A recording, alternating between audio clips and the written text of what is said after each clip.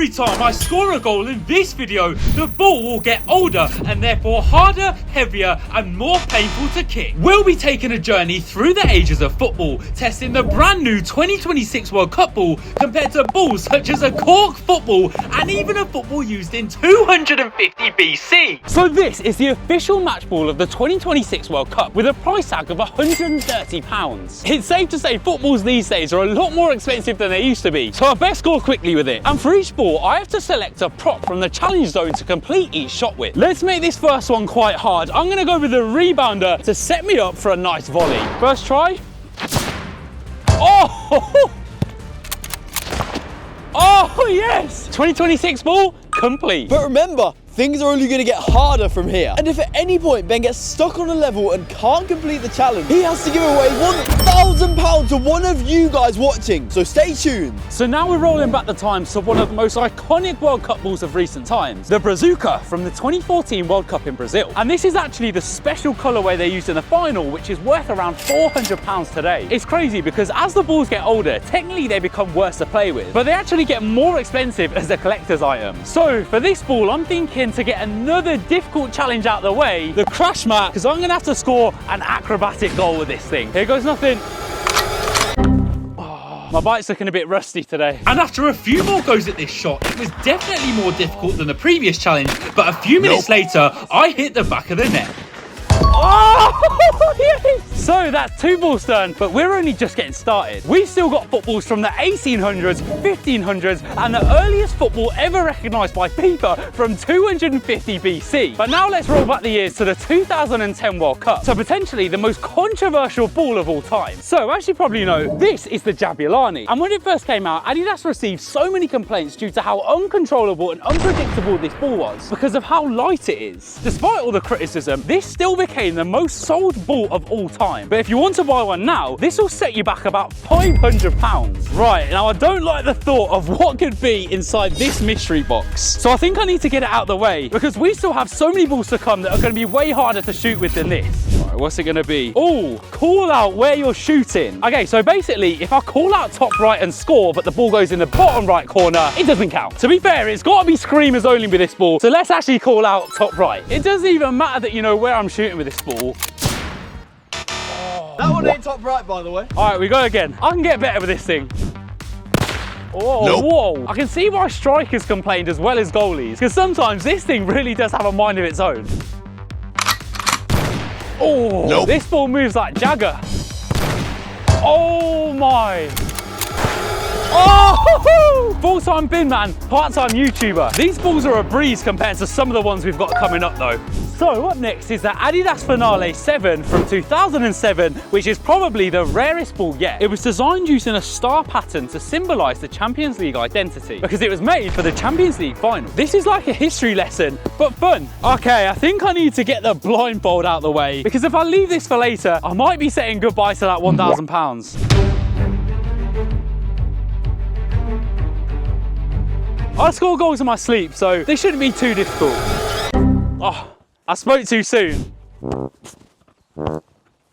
Oh. It's hard enough trying to get it on target, let alone beat a keeper as well. This was definitely the hardest challenge yet and was taking the longest, but after around 10 minutes, I was starting to get the hang of things.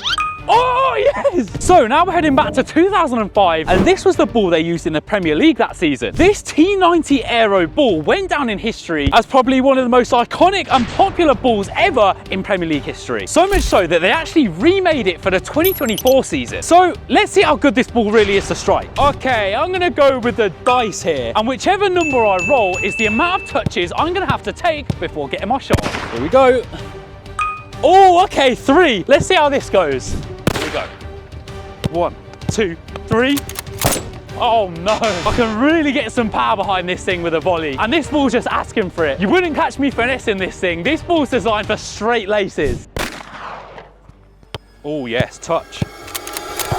Oh, it's coming. You can definitely feel how much harder footballs were back in the day though, with way less padding. Oh, deal with it. 2, 3.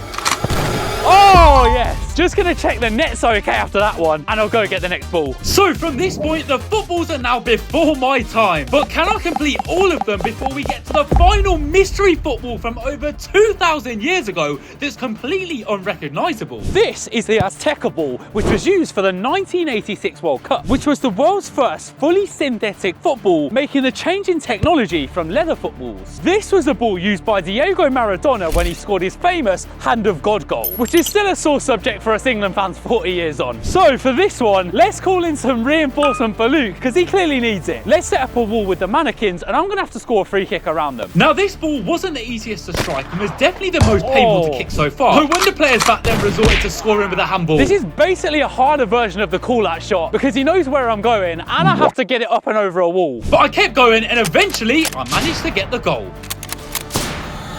Oh! But now things are going to start to get really hard, because we're going back in time to where footballs were made from leather. So in my hands is the Adidas Telstar ball from the 1970 World Cup. And although this football's made of leather, it was actually the first leather ball to be made in black and white colours. This was so it could be more visible on the black and white TVs back in the day. This football, made over 50 years ago, has since gone on to become the worldwide symbol of what a football looks like. You can really see the difference with just little details like where all the stitching is within the panels. It makes the ball more bumpy and less round, unlike the balls that we're used to using today. But a good worksman never blames his tools, so I've got to score with it anyway. So because it's rock solid, maybe it's going to be nice and bouncy to spring up off the trampoline to set me up with a nice volley. So let's go with that. So this one's kind of similar to the rebounder goal, but I'm going to bounce this so it comes straight up for me instead of at an angle. So hopefully I can get a nice true volley with it. Oh, maybe not. Ah. Ow! This hurts so bad. Oh my gosh! I can't tell you how much this actually really hurts. Let's go again. I'll bounce back. I think he deserves a £1,000 fine just for these bad jokes. Ow. Nope. I might have to switch to a lefty. Oh my gosh! Now both feet hurt though. Oh! Oh yes, I'm taking that! So now we're going back in time to the previous World Cup in 1966. And this ball is probably the most iconic World Cup ball out of them all for me ever, because it was the ball England used when they won the World Cup. Notice how I said ever, because who knows if we'll ever win it again. But aside from that, what's interesting about this ball is not that it has it on it, but it was made by Slazenger, who you don't really hear about being involved in football these days. It's a complete leather ball and it almost looks like a size 6 to me. It looks really big. So I'm expecting this to be extremely heavy to kick. So for this ball, I'm going to go with the mystery skill cards, which are actually part of my Ben Nuttall challenge pack. So if I pick a bad one, I've only got myself to blame. So this will determine which skill I need to do before getting my shot off. Go this one. Oh, sombrero flick. That is going to be hard. I don't even think a rainbow flick was invented back then, let alone a sombrero, but let's give it a go. Oh. Nope. I reckon just a straight toe poke would have been good for this ball. Oh, it's coming, it's coming. Oh, oh my God. Oh my God. Oh. Oh, what? This challenge was extremely tricky, but I knew I had it in my locker with a bit of patience. Oh! The ball's dazzled. It's never seen such skill. So now we're on to the penultimate 3 footballs of the video, which are the craziest yet. Can I complete all of them, or am I going to be £1,000 down? So now we're starting to get really old, because this is the ball they played with over 100 years ago, and it's basically a stereotypical image of what an old school football used to look like, with the laces at the front here. Well, they were there, not so much anymore. With only 12 panels stitched together and with those laces on the ball, this makes the movement of this thing so unpredictable. So for this one, let's get the top bins target out of the way and go with that. I don't even know if shots went top bins with this ball back in the day, but I've got to give it a go.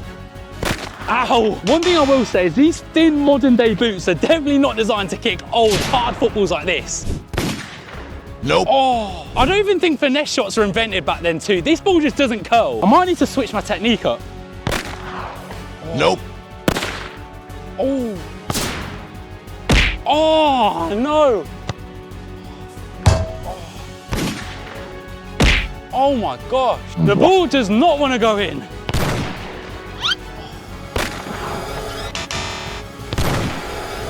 Yes! pretty happy with that. But now it's time for our last two footballs, which are unlike any of the other balls so far. So now we're jumping all the way back to 1500, where footballs used to look like this. Back in the day, the people in France used to make footballs out of wine corks. So I've made my own to model what that would have looked like. Yes, I've got too much time on my hands, but I think it looks pretty cool. Now, I've been strategic and left a mystery shot wheel for this one, which you might think is really hard, but these are random techniques that I'd have to score just from a penalty. I'm probably only going to have one attempt here because any more than that and the ball's going to fall apart. So I've just got to hope for an easy technique. Here we go.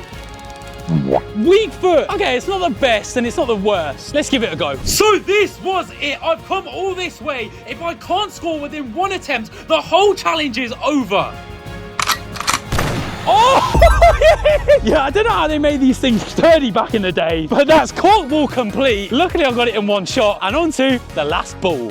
That's crazy. So now we've made it to the final ball of the video. A ball I've managed to get my hands on that they used to play during the times of 250 to 500 BC. So the final ball is what FIFA recognised to be the earliest football ever recollected. And it is the chinlone ball. It was used in ancient China in a game called Cuju, similar to freestyle football. So essentially, this ball's made for the purpose of juggling and definitely not shooting. It's only made out of very thin wood, so let's hope it doesn't break before I score. Otherwise, that's an automatic disqualification. With it being so small compared to modern day footballs, the control of people playing Cuju must have been insane. And as you can see, it just doesn't really have any bounce to it, which is interesting. So I've left the tyre till last for a swinging tyre shot. But because it's so small, I'm hoping it will fit through the tyre a bit easier than with a regular football. But this is definitely going to be difficult to get the ball off the ground when shooting. Oh, that feels like it's going to break. Oh, because it's not solid and it's got the holes in it, it makes it so light and hard to even reach the goal. So to reach the goal, I had to really put power behind my shot. Nope. And with the ball being so hard, this wasn't good. Oh my gosh. I have a few more attempts in me here because this is really hurting. Oh. Oh! Go on! Oh! Go on! Oh! Go on! Yes! So that's every football complete. I'm not going to take modern footballs for granted ever again. Subscribe.